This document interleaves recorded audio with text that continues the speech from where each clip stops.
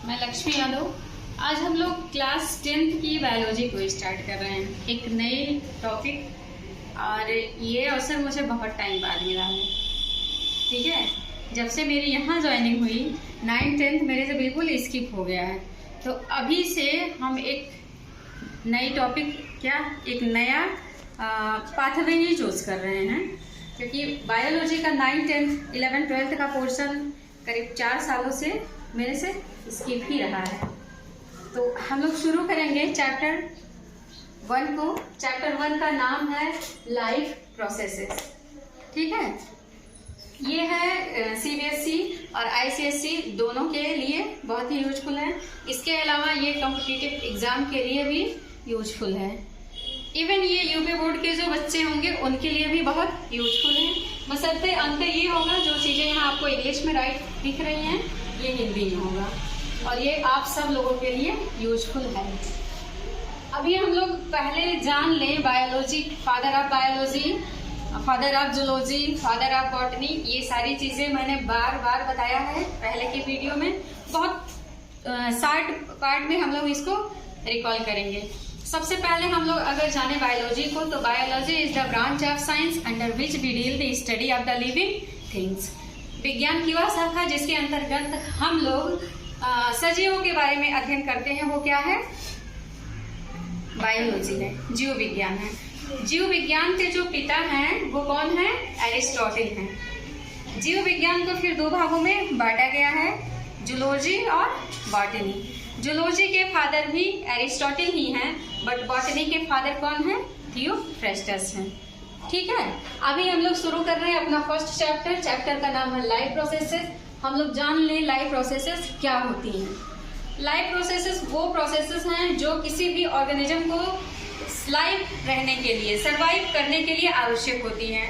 ये आपका न्यूट्रिशन भी है, रेस्पिरेशन भी है, सर्कुलेशन भी है, एक्सक्रीशन भी है। यानी कि जो हमारे शरीर में फिजियोलॉजिकल एक्टिविटीज होती हैं वही हमारी क्या है? लाइफ प्रोसेसेस हैं। लाइफ प्रोसेसेस में हम लोग आगे बढ़ रहे हैं, तो सबसे पहले हम लोग शुरू कर रहे हैं न्यूट्रिशन। क्या शुरू कर रहे हैं? न्यूट्रिशन। ये हमारा फर्स्ट लाइफ प्रोसेसेस होगा। उसके पहले हम लोग एक छोटा सा अंतर जानेंगे पौधे और जंतु के बारे में। पहली पॉइंट जो है difference between plant and animal में, ये पहली पॉइंट है। प्लांट में न्यूट्रिशन कैसा होगा? ऑटोट्रॉफिक। बट एनिमल में कैसा होगा? हेटेरोट्रॉफिक। प्लांट में ग्रोथ जो है अनलिमिटेड होता है, पूरी लाइफ इनमें ग्रोथ होती रहती है। एनिमल में ग्रोथ होगा लिमिटेड। प्लांट में फोटोसिंथेसिस होगा, क्योंकि इनके पास क्लोरोफिल प्रेजेंट है, ये अपना भोजन खुद बनाएंगे, इसीलिए ऑटोट्रॉफिक है। बट एनिमल में फोटोसिंथेसिस एब्सेंट होगा। एक्सक्रीशन, जो प्लांट में एक्सक्रीटरी प्रोडक्ट जो हम लोग देखते हैं, वो चिपचिपा पदार्थ, गोंद वगैरह होता है, ये सब क्या होता है? एक्सक्रीटरी प्रोडक्ट होता है, तो ये बहुत कम होता है। ठीक है, एक्सक्रीशन इसमें बहुत कम होता है। लेकिन हम लोगों में क्या होता है? एक्सक्रीशन एनिमल में क्या होता है? प्रेजेंट होता है, ज्यादा होगा।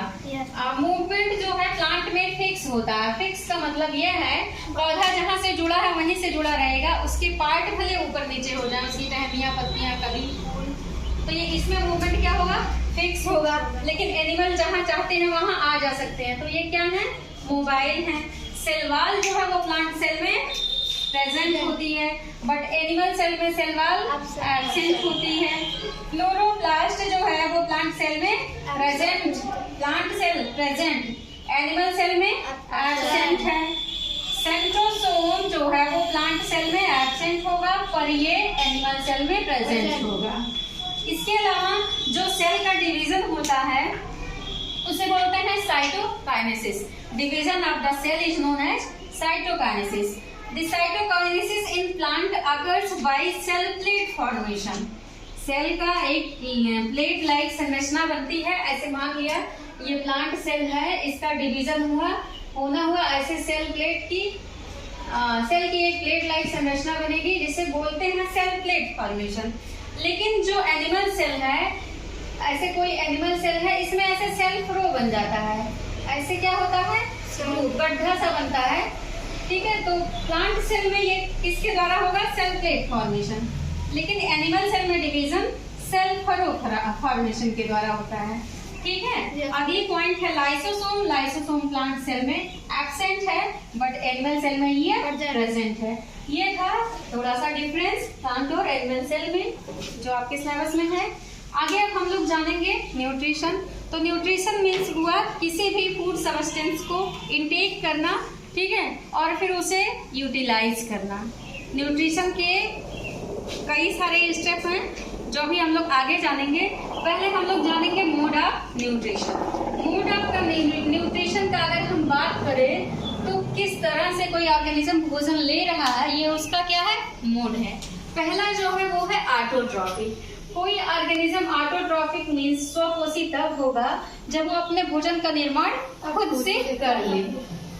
तो फोटो और किस प्रोसेस के द्वारा होगा, फोटोसिंथेसिस के द्वारा। हम सब जान रहे हैं कि जो ग्रीन प्लांट्स हैं उनमें ग्रीन कलर का पिगमेंट क्लोरोफिल प्रेजेंट होता है, जिसकी वजह से वो क्या होते हैं, ऑटोट्रॉफिक होते हैं। जो ऑटोट्रॉफिक ऑर्गेनिज्म है उनमें भोजन का निर्माण कैसे हो रहा है, फोटोसिंथेसिस के द्वारा। तो पहले हम लोग जानेंगे फोटोसिंथेसिस की प्रोसेस।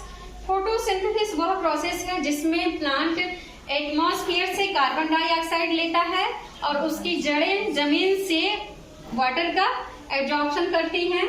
उसके बाद सनलाइट की प्रेजेंस में कहा, क्लोरोफिल में, क्लोरोप्लास्ट के अंदर क्लोरोफिल की उपस्थिति में पौधे भोजन का निर्माण करते हैं, जिसे बोलते हैं क्या, ग्लूकोज। ये पूरी प्रोसेस क्या होती है, फोटोसिंथेसिस। यहाँ जो है प्रोसेस को हम लोग समझे अगर, तो ग्रीन लीव्स हैं उन पर क्या होती हैं, सनलाइट पड़ती है। जितनी सनलाइट पड़ती है उसका सिर्फ 2% पार्ट जो है पौधे भोजन निर्माण में यूज करते हैं, रेस्ट ऑल क्या होती है, रिफ्लेक्ट हो जाती है।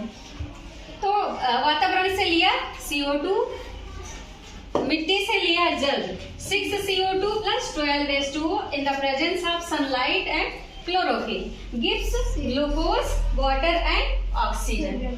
रिएक्शन को हम लोग देखें तो यहाँ 6 CO2 है और 12 H2O, एक क्या बन रहा है, ग्लूकोज। इसके अलावा 6 H2O निकल रहा है और 6 O2 निकल रहा है। जो सबस्टेंस किसी भी रिएक्शन को होने में हेल्पफुल करते हैं, जैसे कि कहें बिना इनके प्रोसेस नहीं हो सकती है, ठीक है, तो ये क्या होंगे, रॉ मटेरियल। यहाँ कार्बन डाइऑक्साइड और वाटर क्या है, रॉ मटेरियल है। इन्हीं को रिएक्टेंट भी केमिस्ट्री में कहते हैं। जो चीजें आवश्यक होती हैं बिना उसके प्रोसेस आगे नहीं बढ़ेगी वो है एसेसरी सबस्टेंस, आवश्यक सबस्टेंस। नहीं, ये है क्या, सनलाइट और क्लोरोफिल, ठीक है। और जो बन रहा है भोजन और भी चीजें वो क्या है, प्रोडक्ट, उत्पाद। तो इसमें जो मेन प्रोडक्ट है, जो मुख्य प्रोडक्ट है वो क्या है, ग्लूकोज। इसके अलावा साथ में जल और H2O जो बन रहे हैं ये क्या है, साइड प्रोडक्ट है। ये है balance reaction of the photosynthesis. ये कई बार कॉम्पिटिटिव एग्जाम्स में, बोर्ड्स में कई बार पूछा गया है, ये बहुत ही महत्वपूर्ण है। कभी रिएक्शन बैलेंस करने के लिए आ जाता है, कभी ये पूछ लेता है किससे ये बन रहा है, ठीक है, और किससे ऑक्सीजन बन रहा है। इसमें 2 प्रोसेस होती हैं, ठीक है। CO2 का क्या होता है, CO2 जो होता है ये कन्वर्ट होता है ग्लूकोज में। CO2 किस में कन्वर्ट होगा, ग्लूकोज में, ठीक है। और H2O जो है इससे क्या मिलता है, ऑक्सीजन। इससे क्या निकलता है, ऑक्सीजन, ठीक है। उसको अभी हम लोग आगे जानेंगे। अगर हम साइट ऑफ फोटोसिंथेसिस की बात करें तो अभी हम लोगों ने जाना क्या है, साइट जहां पर होता है प्रकाश संश्लेषण, तो वो क्या है, क्लोरोप्लास्ट है। क्लोरोप्लास्ट के मुख्य रूप से 2 भाग होते हैं। स्ट्रक्चर आप लोगों को बताया गया है। ये किसी भी सेल का सबसे बड़ा सेल ऑर्गेनेल है। कैसा है, सबसे बड़ा, लार्जेस्ट सेल ऑर्गेनेल है किसी भी प्लांट सेल का। इसके अंदर ऐसे छोटे छोटे कॉइन लाइक संरचनाएं होती हैं जो एक दूसरे के ऊपर क्या होती हैं, अरेंज होती हैं। इन कॉइन लाइक संरचनाओं को क्या बोलते हैं, इन्हें हम लोग बोलेंगे ग्रेना। ये बंच जो है ये क्या है, ग्रेना है। लेकिन किसी एक को हम बोलेंगे क्या, हाइलेक्वाइड, ठीक है। और यहाँ पर क्या होता है, द्रव भरा होता है। ये वाला पार्ट इसका क्या हो गया, ग्रेना। लेकिन ये जो लिक्विड होगा इसे बोलेंगे स्ट्रोमा। क्या बोलेंगे, स्ट्रोमा। स्ट्रोमा। तो ये जो ग्रेना होती हैं, ग्रेना की एक यूनिट क्या होगी, हाइलेक्वाइड। जैसे बहुत सारे सिक्के एक दूसरे के ऊपर रख दिया गया, पूरा बंच ग्रेना, उसमें से एक सिक्का क्या है, हाइलेक्वाइड। इसी में प्रेजेंट होता है क्या, क्लोरोफिल। क्या प्रेजेंट होता है, क्लोरोफिल। यहाँ पर होता है फोटोसिंथेसिस के दो भाग होते हैं, एक होता है लाइट रिएक्शन, दूसरा होता है डार्क रिएक्शन। लाइट रिएक्शन जो है वो क्या होता है, मेजर पार्ट होता है फोटोसिंथेसिस का। और ये लाइट रिएक्शन कहाँ होता है, ग्रेना में, ग्रेना या हाइलेक्वाइड। ये लाइट रिएक्शन कहाँ होगा, ग्रेना में, ठीक है। और जो डार्क रिएक्शन होता है, ये जो इसका लिक्विड वाला पार्ट है, इसे बोलेंगे क्या, स्ट्रोमा। ये डार्क रिएक्शन कहाँ होता है, स्ट्रोमा में होता है। आई बात समझ में? Yes ma'am. लाइट रिएक्शन जो होता है वो PAR एक वेवलेंथ है लाइट की, फोटोसिंथेटिक एक्टिव रेडिएशन, जो होता है 400 से 700 जो है, ठीक है। इसी के प्रेजेंस में क्या होता है, ये क्या है, फोटोसिंथेटिक एक्टिव रेडिएशन है, जो 400 से 700 होता है। इसके अलावा जो क्लोरोफिल बोल रही हूँ मैं, क्लोरोफिल कई प्रकार के होते हैं, chlorophyll A, chlorophyll B, chlorophyll C, chlorophyll D और क्लोरोफिल E। जिसमें से क्लोरोफिल A जो है, ये नेचर में पाया जाने वाला सबसे मेजर पिगमेंट है। पाए जाएंगे तो कई प्रकार के, लेकिन सबसे ज्यादा कौन होगा, क्लोरोफिल A होगा। इसका बहुत ही एक्टिव रोल होता है इसमें, फोटोसिंथेसिस में। तो अभी हम लोगों ने जाना ऑटोट्रॉपिक मोड ऑफ न्यूट्रिशन यानी कि फोटोसिंथेसिस के बारे में। किसी को कोई डाउट? ओके।